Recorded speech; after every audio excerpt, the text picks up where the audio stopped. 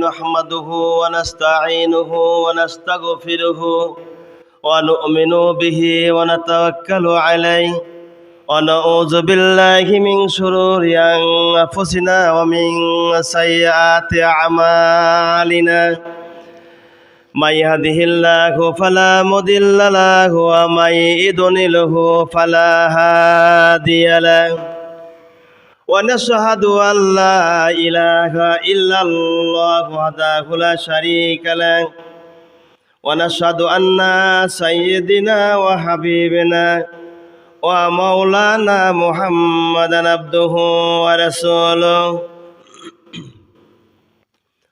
الذي أرسله بالحق بشيرا ونذيرا وداعيا إلى الله بإذنه وسراجا منيرا فقد قال الله تعالى في كلامه المجيد وفرقانه الحميد أعوذ بالله من الشيطان الرجيم بسم الله الرحمن الرحيم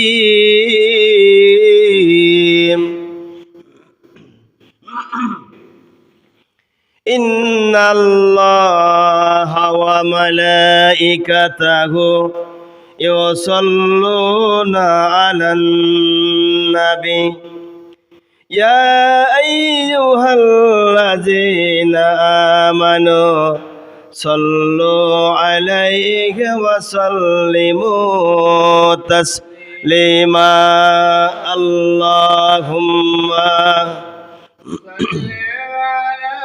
سيدنا مولانا محمد وعلى آله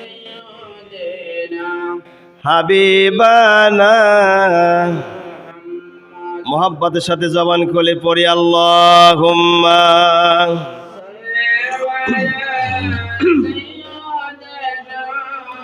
মাওলানা মুহাম্মদ ওয়া আলা আলি সাইয়্যিদিনা শাফিআনা মুহাম্মদ কখন জানি ডাকাশিবে এই বাড়ি ঘর সারিতে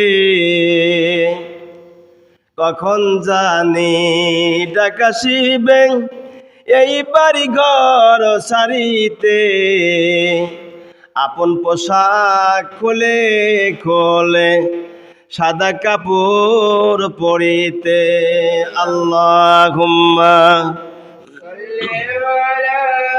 سيدنا مولانا محمد وعلى آله سيدنا نبينا محمد وبلغ العلا بكماله كشف الدجى بجماله حسنت جميع خصاله صلوا عليه وآله আলহামদুলিল্লাহ আল্লাহ সুবহানাহু ওয়া তাআলা তার এই দরবারে শুকরিয়া আদায় করি যিনি তাফসীরের মাহফিলের কিছু কথা আমাদের শোনার জন্য বলার জন্য সুযোগ করে দিয়েছেন। এজন্য মহান মনিব স্রষ্টা পরম করুণাময় আল্লাহ তার এই দরবারে শুকরিয়া আদায় করছি আলহামদুলিল্লাহ। মহব্বতের সাথে পড়ে নিই আলহামদুলিল্লাহ। আল্লাহ সুবহানাহু ওয়া তাআলা আমাদেরকে দুনিয়ার বুকে পাঠা দিয়েছেন, আল্লাহ পাক কিছু দায়িত্ব দিয়ে পাঠা দিয়েছেন। দায়িত্ব হারা হলে আমাদেরকে কিন্তু বিপদের শেষ থাকবে না। পৃথিবীতে রব্বুল আলামিন পাঠিয়েছেন পরীক্ষার একটি জায়গা, কেন্দ্র। এখানে অন্যায় করলে অবিচার করলে কেউ কারোকে বাধা দিবে না। যেহেতু প্রত্যেকটা মানুষকে আল্লাহ রব্বুল আলামিন জ্ঞান দিয়েছেন, শিক্ষা দিয়েছেন, বিদ্যা দিয়েছেন। এমন কোনো মানুষ নয় পাগল ছাড়া যে তারা বুঝে না ভালো মন্দ। আল্লাহ পাক বোঝার শক্তি দিয়েছেন। এই বোঝার শক্তি দেওয়ার কারণেই এই দুনিয়াতে কেউ কারোকে চেপে ধরে বলবে না যে ভাই এই কাজ করিস না। আমরা মুসলমান, আমাদের দায়িত্ব কর্তব্য পালন করতে হবে কোরআন আর হাদিস দিয়ে। দায়িত্ব এবং কর্তব্য কোরআন আর হাদিস দিয়ে যদি পালন না করি, তাহলে আমাদের মতো মানুষের এই দুনিয়াতে মুসলমানের ঘরে জন্ম নিয়ে কোনো লাভ নাই। সুতরাং যুগে যুগে আম্বিয়া আলাইহিস সালাতু ওয়াস সালাম পৃথিবীতে এসেছেন, পৃথিবী থেকে বিদায় হয়ে চলে গিয়েছেন। এই পৃথিবীতে যত নবী রাসূল আম্বিয়া সালাম এসেছেন, প্রত্যেকটা নবী রাসূল আম্বিয়া সালামের দাওয়াতই ছিল একটি, লা ইলাহা ইল্লাল্লাহ। বলি লা ইলাহা ইল্লাল্লাহ। এই দাওয়াত তো সব নবীর বেলায় ছিল। শুধুমাত্র নবীদের ক্ষেত্রে নবী অনুযায়ী যে যে সময় কোন পয়গম্বর, সেই নবীকে নবী হিসাবে আল্লাহর সাথে সাদৃশ্য রেখে, অর্থাৎ আল্লাহর নামের সাথে তার নামটা যোগ করে দিয়ে তার উপর ঈমান এনেছি। যেমন লা ইলাহা ইল্লাল্লাহু মুসা কালিমুল্লাহ। ইব্রাহিম সালাতের সময় লা ইলাহা ইল্লাল্লাহু ইব্রাহিম খলিলুল্লাহ। ওনার নামের সাথে আল্লাহর নাম ঠিকই আছে, কিন্তু আল্লাহর নামের দাওয়াত উনি ঠিকই দিয়েছেন যে আল্লাহ ছাড়া কোনো ইলাহা নাই। আমার আগের নবী, অর্থাৎ আমার নবীর আগের নবী যিনি ছিলেন, তিনি হযরত ঈসা রুহুল্লাহ। ওনার নামে কি ছিল? আল্লাহর সঙ্গে তার নামে সাদৃশ্য ছিল লা ইলাহা ইল্লাল্লাহু ঈসা রুহুল্লাহ।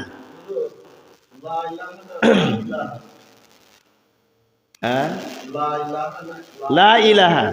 তো আল্লাহ রাব্বুল আলামিন আমার আপনার নবীর ক্ষেত্রে আল্লাহ পাক কি বলেছেন? লা ইলাহা ইল্লাল্লাহ, সাথে মুহাম্মাদুর রাসূলুল্লাহ সাল্লাল্লাহু আলাইহি সাল্লাম। আল্লাহ রাব্বুল আলামিন এই কথাগুলো দিয়ে সব নবীকে পাঠা দিয়েছেন।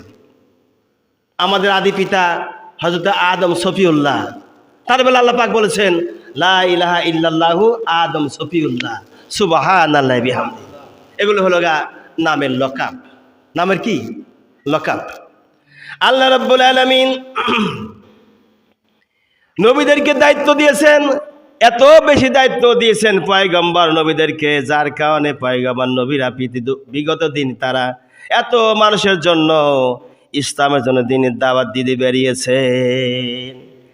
বাংলার জমিনে যেমন দাওয়াত দিয়েছিলেন আল্লামা শফি রহমাতুল্লাহ আলাইহি, হেফাজতে ইসলামের আমির, তিনি দাওয়াত দিয়ে মানুষকে দাওয়াত দিয়ে ইসলামের পথে নিয়ে এসেছেন।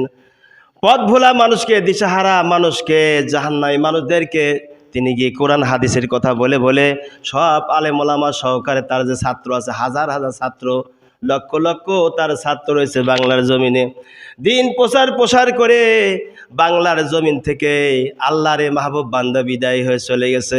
বিদায়ের সময় হাজার হাজার মুসলমান নরনারী তার জন্য কেঁদেছিল রে ভাইরা আমার। এরপরে আল্লামা সরার সাইদি রহমাতুল্লাহ আলাইহি তিনিও দিনের দাওয়াত দিয়ে 50 বছর কোরআনে তাফসীর করে তামাম পৃথিবীতে ইসলামের আলো জ্বলিয়ে বর্তমান যুগের শ্রেষ্ঠ মুজাদ্দাদ আল্লামা দেলাওয়ার হোসেন সাইদি রহমাহুল্লাহ ইসলামের দাওয়াত দিয়ে, দিনের দাওয়াত দিয়ে, সালাতের দাওয়াত দিয়ে তিনি এই পৃথিবী থেকে চলে গেছে। বন্ধুগণ আমার, এরপরে হযরতে সাইকুল হাদিস আল্লামা আজলাক রহমাতুল্লাহ আলাইহি তিনিও দিনের দাওয়াত দিয়েছেন, রিসালাতের দাওয়াত মানুষের দ্বারা দ্বারে পৌঁছিয়েছেন। হাজার হাজার তার ভক্তবৃন্দ রয়েছে, ইনাদের কাছে আমি বহুবার গিয়েছি, তাদের সহবাদে থেকেছি। ঢাকা 7 যখন আমি দায়িত্ব লেখাপড়া করেছি, তখন ঢাকাতে দায়িত্ব ছিলাম, সেই সময় আল্লামা সাইকুল হাদিস আজল হক রহমাহুল্লাহকে আমি বহুবার তার হুইল চেয়ারে করে বসা দিয়েছি এবং তাকে ধরে 7 মসজিদে উঠাইছি এবং নাবা দিয়েছি। এই অধম এতটুকু খেদমত করেছেন। শুধু তাই নয়, তার ছেলে আল্লামা মামুনুল হক সাহেব, আল্লামা মামুনুল হক সাহেব তিনি ইসলামের দাওয়াত দিয়েছেন, দ্বীনের দাওয়াত দিয়েছেন, বাতিলেরা সহ্য করতে পারেনি, তাকে বন্দী করে রেখে দিয়েছে। হযরতে আল্লামা মুফতি আমির হামজা তিনিও দ্বীনের দাওয়াত দিয়েছেন, ইসলামের দাওয়াত দিয়েছে, এই অপরাধে তাকেও বন্দী করে রেখে দিয়েছে বাতিলেরা। একমাত্র দ্বীনের কারণে কোরআন সুন্নাহর আইন জমিনে কায়েম করার জন্য তারা সংগ্রাম করেছে। তার অপরাধ, অন্য কোনো তাদের অপরাধ নাই। অন্য অপরাধে তারা বন্দী হয়নি, বন্দী হয়েছে একমাত্র লা ইলাহা ইল্লাল্লাহ কালেমা পড়ার জন্য। যখন এই লোকগুলো আর দ্বীনের প্রসার করতে গিয়ে তো তারা ধরা পড়ে আছে, জেল জরিমানার মধ্যে পড়ে আছে। এভাবে করে যুগে যুগে যত নবী রাসূল আসছে তাদেরকেও আল্লাহ রাব্বুল আলামিন পরীক্ষার মধ্যে ফেলে দিয়েছেন। আমার আপনার নবী মুহাম্মদুর রাসূলুল্লাহ সাল্লাল্লাহু আলাইহি সাল্লাম 3 বছর জেল খেটেছে, তাকেও জেল খাটতে হয়েছে। জেল খাটতে হয়নি কাকে? ইসলামের পথে চললেই জেল খাটতে হবে। রসুল যখন বলেছেন আমি মুহাম্মদ আব্দুল্লাহর পোলা, 40 বছর পর্যন্ত এই দাওয়াত দিয়েছেন। কি বলেছেন? আমি আব্দুল্লাহর পোলা মুহাম্মদ সাল্লাল্লাহু আলাইহি সাল্লাম। এই দাওয়াত দেওয়ার কারণে কোনো সমস্যা হয় নাই। কাফিরেরা তাকে আল আমিন উপাধি দিয়েছেন এই দাওয়াত দেওয়ার কারণে। কোন দাওয়াত দিয়েছেন? শুধুমাত্র আমি আব্দুল্লাহর পোলা মুহাম্মদ সাল্লাল্লাহু আলাইহি সাল্লাম এতটুকু বলার জন্য তাকে কাফিরেরা আল আমিন উপাধি দিয়েছে। যখনই তিনি বললেন আমি হলাম মুহাম্মাদুর রাসূলুল্লাহ, যখন দাবি করলেন, তখন তার উপরে আসলো অত্যাচার, ঝড় তুফান, পাহাড় তাকে চাপায় দিল তার মাথার উপরে। না অন্য কোনো কারণে। কি দাওয়াত দিলেন? লা ইলাহা ইল্লাল্লাহু মুহাম্মাদুর রাসূলের দাওয়াত যখন দিলেন, তখন তার উপরে শত্রু হয়ে দাঁড়ালো কাফিরেরা, মুশরিকরা, বেদিন কাফিরেরা। সুতরাং আল্লাহ রাব্বুল আলামিন সেই জন্যই এই দুনিয়াবাসীকে, পৃথিবীবাসীকে জানিয়ে দিলেন, মুমিনদেরকে যারা অত্যাচার করো, জুলুম নির্যাতন চালাও, যদি তওবা না পড়ে মারা যাও, তোমার কিন্তু জাহান্নাম ঠিকানা হবে। সূরা বুরুজ 30 নম্বর পারার মধ্যে আল্লাহ পাক জানিয়েছেন, বিসমিল্লাহির রাহমানির রাহিম।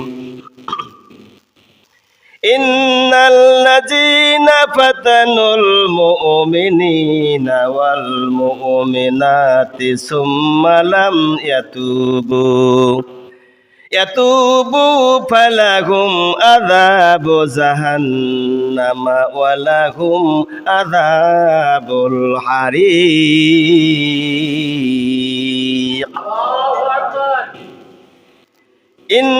ইন্নাল্লাযীনা আমানু ওয়া আমিলুস সালিহাতি লাহুম জান্নাতুন তাজরি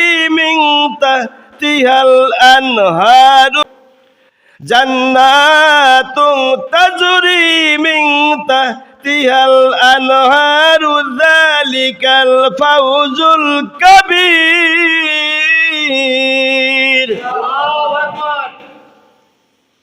ইন্না বাতশা রাব্বিকা লাশাদীদ।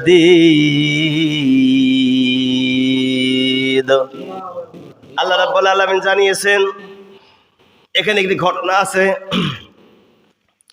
বাদশাহ ইউসুফ জুনওয়াসের ঘটনা এখানে রয়েছে। বাদশাহ ইউসুফ জুনওয়াস যখন ক্ষমতায় প্রতিষ্ঠিত হলো, মসনদে যখন তিনি বসে গেল, তখন তিনি এক তরুণ যুবক ইসলামী আন্দোলন করার কারণে তারকে ফাঁসির মঞ্চে চড়ানোর জন্য অনেক অত্যাচার করলো, জুলুম করলো, নির্যাতন দিল।